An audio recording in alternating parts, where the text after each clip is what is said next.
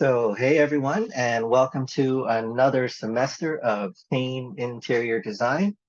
This year, I am going to try to start a weekly, not like podcast, but I think I'm going to be broadcasting every Wednesday. Um, at least going to try to do it through the first semester and see if that is something that I can keep up with. And the first thing that I would like to announce, even though we haven't started the semester yet, is that we have a new full-time professor in Kean Interior Design. It's Jeffery McCullough, and he previously was adjuncting for us, and was also an adjunct at Berkeley College. Um,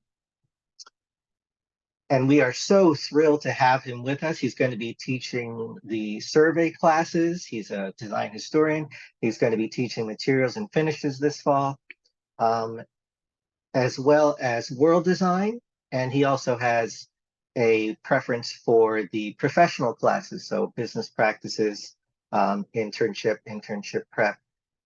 We haven't decided yet exactly which of those he's going to teach, but those are within his wheelhouse. And so what I've put together is a couple of questions that I've asked of him, and I wanted to show you his answers. So here we go. My undergraduate degree is from Georgia Southern University in South Georgia, and I am proud to say that we were the first FIDER accredited. And for those of you who don't know, FIDER is the precursor to CETA. We were the first FIDER accredited interior design program in Georgia, and it was my graduating class's coursework that was used for the 2 years of gathered material.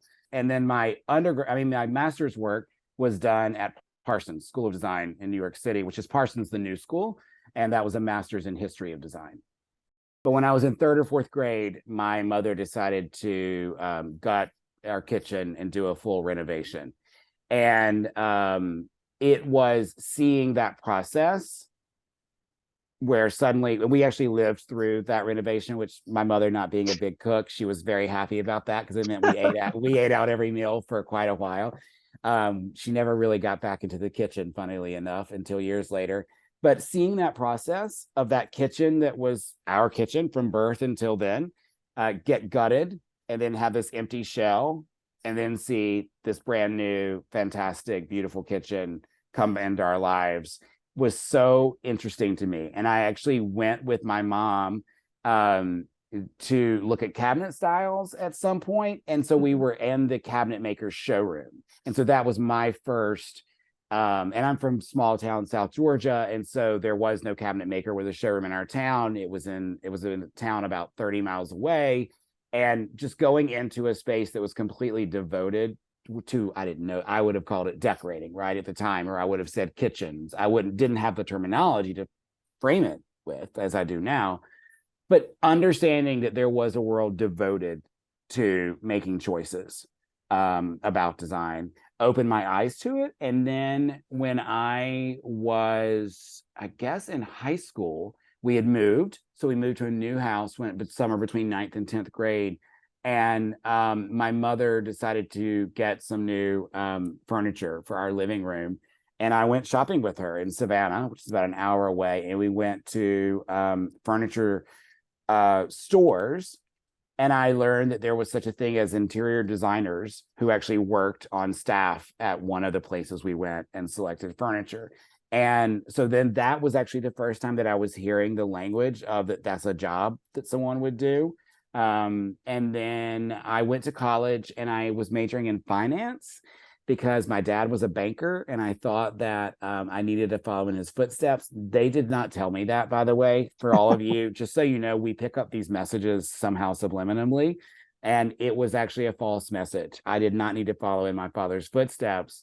And it was actually my parents who came to me and said, "You don't seem very happy. There another major and you're not making good grades. Is there another major that you might consider?" And I said, "Well, I really would like to find out what majoring in interior design is all about." And I knew that Georgia Southern had a really good program. It wasn't FIDER accredited yet, but it had a good program and I'd heard about it. And so my dad said, "Well, why are you majoring in finance? Major in design." And so that's literally, so it was those little, I think it was steps along the way. And ultimately, it was being unhappy in a major that I knew was such the wrong fit for me that made me, thankfully, I had the approval of my parents to find the major that was the right fit for me. I'm a big tennis fan. So I watch every tournament from the moment they start airing it on TV and early rounds through the final, and I plan my life around that. So right now it's all about the US Open and through weekend after next. And then I'm a huge lover of the beach. And so as often as I can during the months where going to the beach is possible, I'm at the beach. And then the third thing would be, and not in any particular order, obviously, because the two I just named are quite seasonal, spending time in museums. They would be able to tell. I mean, I'm actually right now looking around to judge that myself. They would be able to tell that someone who loves design and loves art lives there.